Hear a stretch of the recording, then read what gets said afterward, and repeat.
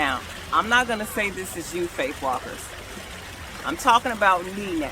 But maybe you can see you in me, in my situation, in my trials and tribulations.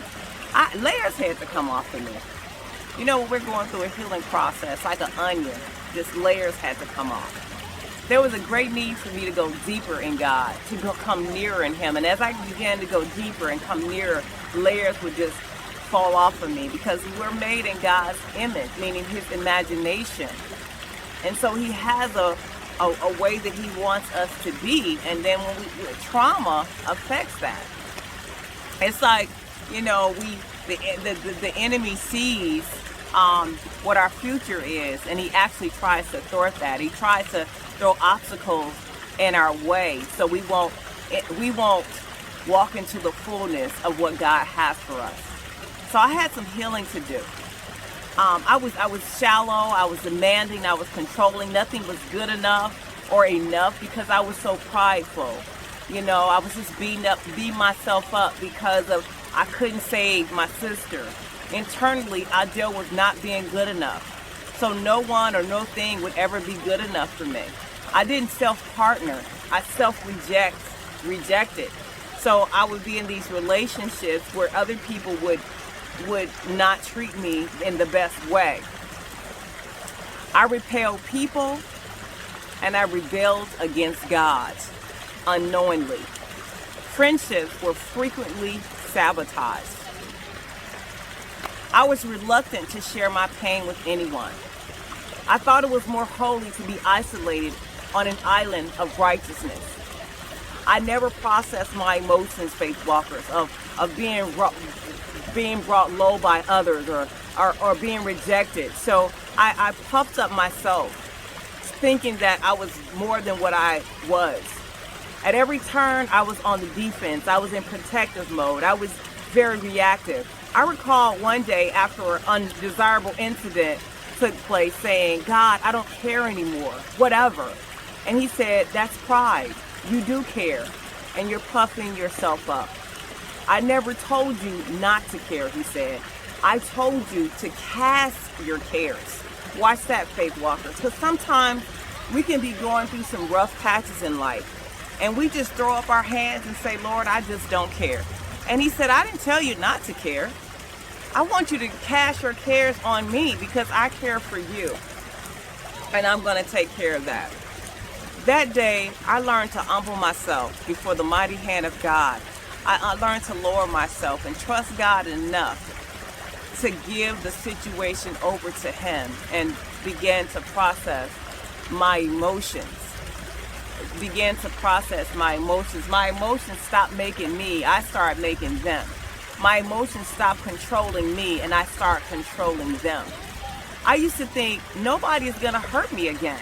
I had to learn to let go and let God. I had to learn, faith walkers, but I'm just talking about me. I had to learn, faith walkers, to let go and trust God. How immature and undeveloped my emotions were at the time. Those things that happened to me, that the traumatic situations at a young age, you know, I continue to grow physically. We continue to grow physically, but I like to call it arrested development in our emotions. But oftentimes, if not worked through those emotions, it actually stunts our emotional growth. And also it can stunt our mental growth as well. Due to my immaturity, I became controlling and manipulative because I wanted to control the outcome of situations, because I couldn't control the outcome of that situation where my sister died. So I became manipulative not only in certain areas, but just about all areas of my life. I became equally demanding as well. Instead of drawing people again like Christ did, I would repel them. I had no joy, and I was frequently sad. I drove luxury cars, nice homes, but there was no joy there. Maybe temporary happiness. And I was frequently sad. I could never be gracious because nothing was ever good enough, faith walkers. I was constantly on the hunt to fill my inadequacies. I wanted a bigger home. I wanted a greater promotion. I wanted a bigger school. I wanted because I started a charter school, and I wanted a nicer car. You know, the Mercedes series I had wasn't good enough. And I wanted a better husband, another college degree, and kids needed to be better, and so on and so on. And the list went on and on and on. And when I got to the top of one mountain, faith walkers, I would look across and see another mountain and say, I must climb that one too. How sad was that? We should pray, faith walkers, that we trust God with all of our heart, because peace is a byproduct of us trusting God. I had no peace because I didn't trust God with my joy. I didn't trust God with my peace. I trusted Andrea, and Andrea kept failing me. Andrea kept walking in her permissive will. Andrea kept walking in her and wallowing in her victimhood. But I had to trust God with my peace. I had to trust God with my joy. It wasn't God's fault. It wasn't God's fault, the traumatic experience that I actually went through. It wasn't his fault. I was constantly focusing just inward and blinding myself from my own folly. I was constantly, we supposed to live from the inside out, but I was constantly feeling sorry for myself, and that's what I talk about influence. This kind of wasted mindset easily sets us up for unforgiveness because we have a critical spirit. We're judgmental, and we walk around with open wounds, and somebody's always offending us. And I just had to get over myself, faith walkers. I had to get over myself. I had to get over myself. And I know I'm talking to me, and I'm talking to me, faith walkers, right? Am I talking to you as well? Well, by the end of our conversation, faith walkers, we are definitely going to be and live the victorious life that God has called us to be. We're not going to, no more are we going to wander around that mountain. We're not going to around the same mountain again. We're not going to do that. And the root again from that victim mindset was pride. God said it's impossible to walk in the fruits of the Spirit when you don't trust Him. How can you delight in someone that you don't trust? How can you have a relationship? If you're married to someone and you don't trust them, you don't have a relationship. So how can we have a relationship with God and we don't trust Him? How can you have strength, which is a byproduct of joy? Because of the joy of the Lord is our strength. The joy of the Lord is our strength.